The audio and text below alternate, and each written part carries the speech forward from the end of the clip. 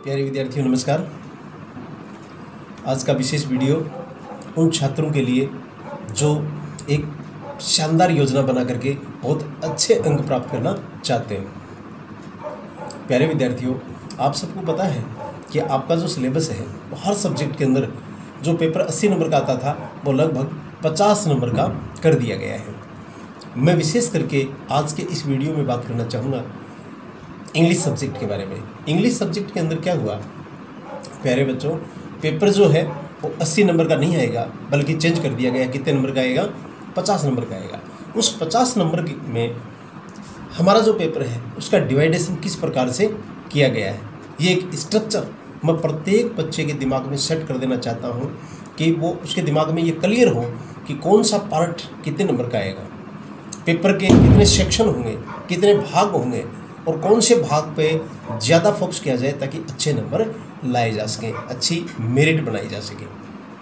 पहले बच्चों, एक योजना होती है, आप सबको पता होगा कि जिस प्रकार से एक मिस्त्री का क्या काम होता है, जो मकान बनाता है तो वो क्या करता है, उसके दिमाग में पहले से एक प्लान होता है, उसी प्लान के तहत और वो डेली काम करता करता आगे बढ़ता है तो एक मकान है वो बन करके तैयार होता है। लोग उसी समय देखते हैं कि कितना सुंदर मकान बनाया है, लेकिन आप अंदाज़ा नहीं लगा सकते कि उस मिस्त्री के कल्पना में वो मकान पहले बन चुका था और उसी आधार पे उसी योजना को लेकर के और वो मिस्त्री आगे बढ़ता है और धीरे धीरे जब वो बना करके तैयार करता है तो आप देखते हैं कि कितना शानदार मकान बना है। ठीक उसी प्रकार से अच्छे अंक प्राप्त करने के लिए प्रत्येक बच्चे के दिमाग में एक कल्पना होनी चाहिए, एक शानदार योजना होनी चाहिए और इस योजना को दृढ़ संकल्पित होकर के अगर वो पार करता है तो कोई नहीं रोक सकता इस दुनिया में कि वो अच्छे अंक प्राप्त ना कर सके।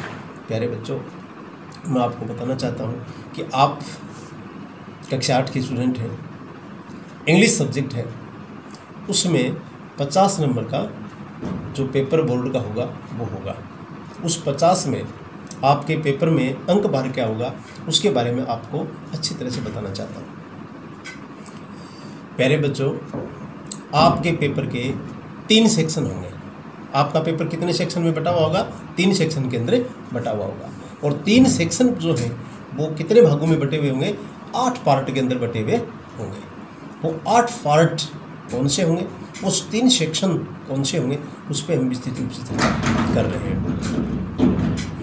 आप देख सकते हैं कि आपके पेपर में 3 सेक्शन होंगे, सेक्शन ए, बी और सी।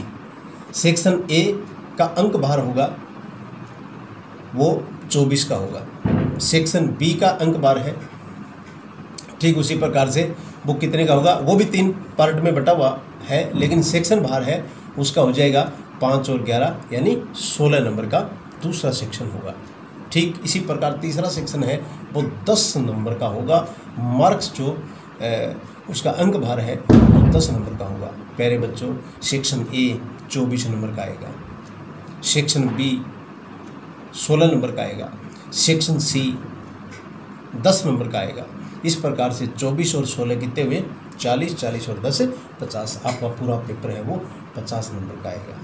अब हम देखें कि कौन से पार्ट पे सबसे ज़्यादा फोकस करें। प्यारे बच्चों, आपने सुन लिया कि सेक्शन ए जो कि 3 पार्ट में बटा हुआ होगा। सेक्शन ए के अंदर कितने पार्ट होंगे?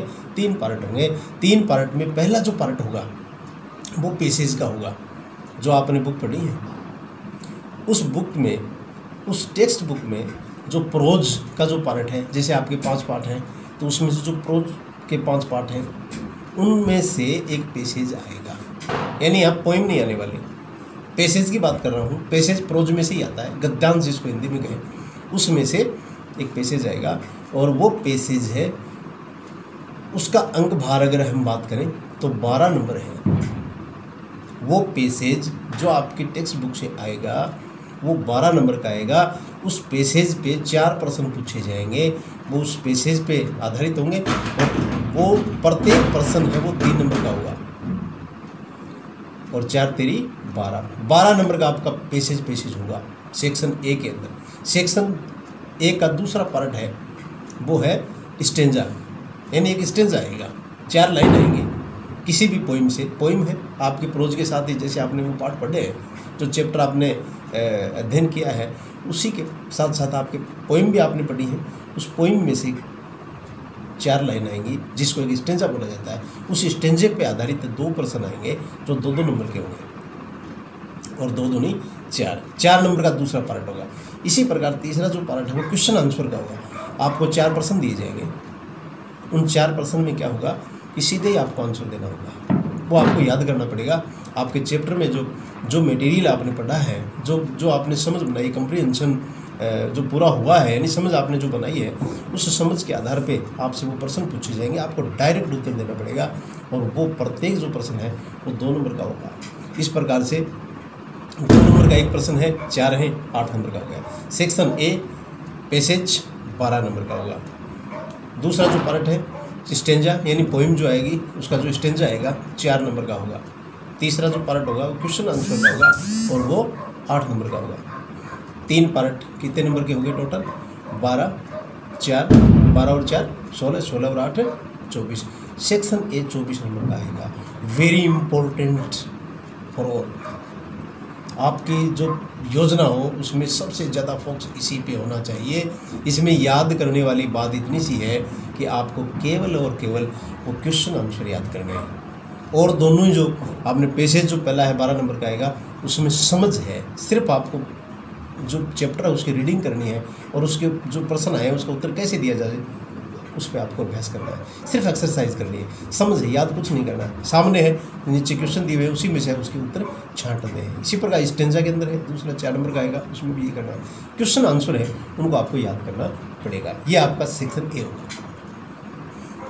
अब मैं बात करूँ सेक्शन बी सेक्शन है, उसमें क्या होगा?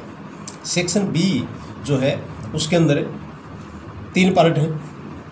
पहला पार्ट है वो होते हैं जो जिसको कहें करेक्ट ऑप्शन वाले जो क्वेश्चन होते हैं उनसे संबंधित है। करेक्ट ऑप्शन कौन से होते हैं? जैसे ए बी सी डी दे दिया, उनमें से कौन सा क्वेश्चन है ए सही है, बी सही है, सी सही है, ये आपको 11 क्वेश्चन मिलेंगे और 11 जो क्वेश्चन हैं वो एक नंबर के मिलेंगे। इसमें क्या होगा, सब प्रकार के यानी ग्रामर जो है, यानी इस पार्ट का नाम ही ये दिया गया है कि लेक्सिकल एंड स्ट्रक्चरल आइटम का है, अर्थात किस प्रकार से हम ग्रामर के अंदर जो टॉपिक होते हैं ना, 1 वर्ड भी होते हैं, डिग्री भी होती है, टेंस भी होते हैं, ये सभी जो होते हैं ना, इसी आधार पे ये क्वेश्चन 11 क्वेश्चन बनाए गए हैं।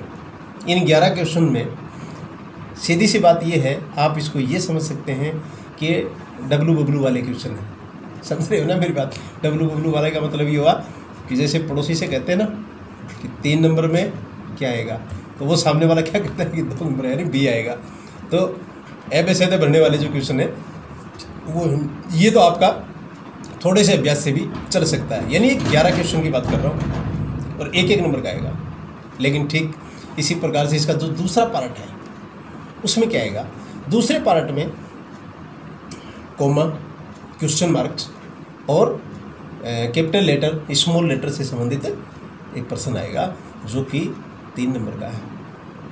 ध्यान से अध्ययन कर लें कि आपकी ये 11 जो पहला पार्ट था, ये तो जो आप ग्रामर का जितना जिसको ज़्यादा नॉलेज होगा वो ही कर पाएगा।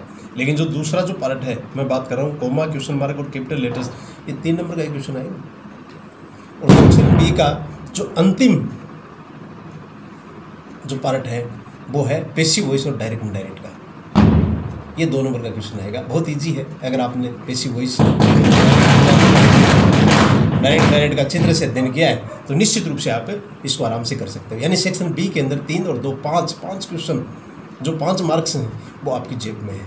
5 ये हैं, 11 है वो ऑप्शनल है, करेक्ट ऑप्शन आपको करना पड़ेगा। तो 11 में से कितने आप प्राप्त कर सकते हो वो उस पर डिपेंड करता है। ठीक इसी प्रकार से हम आगे बढ़ते हैं। सेक्शन सी सेक्शन के अंदर क्या होगा? सी सेक्शन के अंदर 2 पार्ट। पहला है इसमें एक एप्लीकेशन आएगी या फिर लेटर आएगा। लेटर एप्लीकेशन में से एक करना पड़ेगा, अथवा में क्वेश्चन मिलेंगे आपको। ठीक इसी प्रकार से दूसरा पार्ट है, उसमें एक पैराग्राफ आएगा या फिर फ्लो चार्ट पे आधारित एक स्टोरी आएगी। जो सेक्शन सी का पहला पार्ट है वो भी 5 नंबर का है, लेटर एप्लीकेशन 5 नंबर के होंगे। इसी प्रकार से दूसरा पार्ट है जो कि पैराग्राफ का है, हो सकता है माई स्कूल पे, माई विलेज पे आपसे लिखवा लिया जाए, तो ये 5 नंबर का आएगा। दूसरा इसका जो पार्ट है, यानी सेक्शन सी का दूसरा पार्ट है, उसमें पैराग्राफ प्लस फ्लो चार्ट पे आधारित एक स्टोरी लिखनी पड़ेगी। फ्लो चार्ट क्या होता है, यानी कुछ आपको हिंट दिए गए हैं, उसके आधार पे आपको स्टोरी लिखनी पड़ेगी। इस प्रकार से प्यारे बच्चों आपका जो स्ट्रक्चर है पेपर का वो किस प्रकार का हुआ आपके अच्छी तरह से समझ में आ गया होगा। आपका पूरा पेपर 3 सेक्शन में बटा हुआ होगा। पहला सेक्शन 3 पार्ट होंगे, 12 नंबर का, 4 नंबर का और 8 नंबर का। सेक्शन नंबर बी भी 3 भागों में 3 पार्ट में बटा हुआ है। पहला तो है जो करेक्ट ऑप्शन वाले क्वेश्चन है ABCD वाले, वो आने हैं, 11 क्वेश्चन आएंगे। ठीक दूसरा पार्ट है इसी में वो क्वेश्चन मार्क से कैपिटल स्मॉल लेटर कोमा से संबंधित आएगा। और उससे अगला जो क्वेश्चन है इसी का जो पार्ट है बी का तीसरा जो पार्ट है वो पैसिव और डायरेक्ट जो 2 नंबर का आएगा। ठीक है, तो ये पूरा सेक्शन है वो कितने नंबर का हुआ, 11 नंबर, 3 नंबर, 2 नंबर, अर्थात 11 और 3 कितने हो गए, 14 और 2 16। ये पार्ट है पूरा 16 नंबर का हो गया सेक्शन बी। सेक्शन सी है वो 10 नंबर का, 2 ही पार्ट है। लेटर आएगा, एप्लीकेशन आएगी, 5 नंबर का है, दोनों में से एक करना पड़ेगा आपको। इसी प्रकार से दूसरा पार्ट है तो उसमें पैराग्राफ है, स्टोरी है, 5 नंबर का आएगा, 5 5 10 नंबर का। ये पूरा स्ट्रक्चर आपके पेपर में रहेगा। प्रत्येक बच्चे के अगर ये समझ में आ गया कि मेरा कौन सा सेक्शन ज़्यादा नंबर लाने में सहयोग करेगा, तो आपका ये स्ट्रक्चर अगर समझ में आ गया तो आप अपना प्लान बना सकते हैं। निश्चित है कि सेक्शन ए है वो टॉप में रहने वाला है। जिस बच्चे ने सेक्शन ए को कवर कर लिया उसको अच्छे अंक लाने से कोई नहीं रोक सकता, क्योंकि आधा पेपर 24 नंबर का सेक्शन ए है। सेक्शन बी का जो पहला पार्ट है करेक्ट ऑप्शन वाला, उसमें डब्ल्यू वाला वो लगभग आपके अध्ययन पर डिपेंड करता है कितना है, तो वो आप कर लेते हैं लगभग। लेकिन इसका जो दूसरा और तीसरा पार्ट है सेक्शन बी का, passive voice indirect, direct indirect और पैसिव वॉइस, और जो question mark capital small letter वाला और कॉमा वाला जो पार्ट है, उस पर आपकी एक्सरसाइज चाहिए। अगर अच्छी एक्सरसाइज है तो निश्चित रूप से 5 नंबर आपकी जेब में है, कोई नहीं रोक सकता। इसी प्रकार से सी सेक्शन है, राइटिंग से संबंधित है, तो लेटर और एप्लीकेशन आपका कितना अभ्यास है उस पर डिपेंड करता है। ये सेक्शन सी और सेक्शन बी वेरी इंपॉर्टेंट आपके अच्छे लाने में।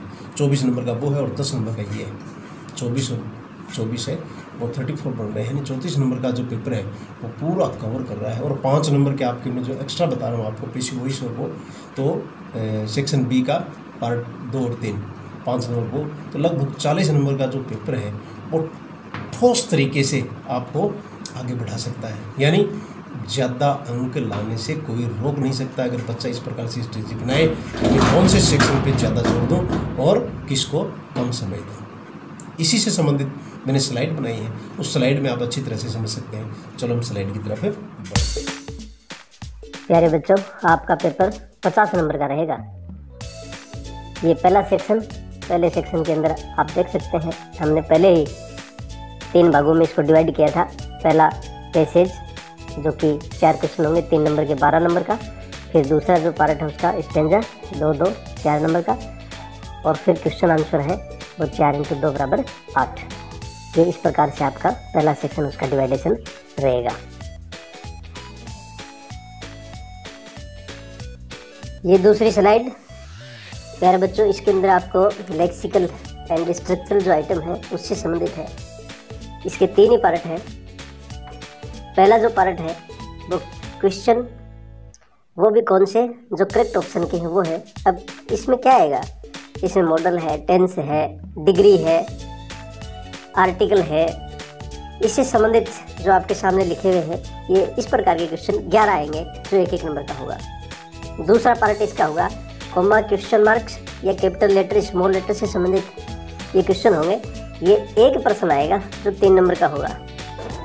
तीसरा जो इसका पार्ट होगा पैसिव वॉइस या डायरेक्ट इनडायरेक्ट से संबंधित एक क्वेश्चन होगा जो 2 नंबर का होगा। इस प्रकार से ये सेक्शन और 3 पार्ट में होगा। 11 पहला पार्ट, दूसरा 3 और तीसरा 2 नंबर में बटा हुआ। सेक्शन सी में 2 पार्ट है। पहला लेटर या एप्लीकेशन संबंधित 5 नंबर का आएगा, और दूसरा जो पार्ट है पैराग्राफ या फ्लो चार्ट पे आधारित कोई स्टोरी आएगी, वो भी 5 नंबर की होगी। इस प्रकार से 5-5 ये सेक्शन है वो 10 नंबर का होगा।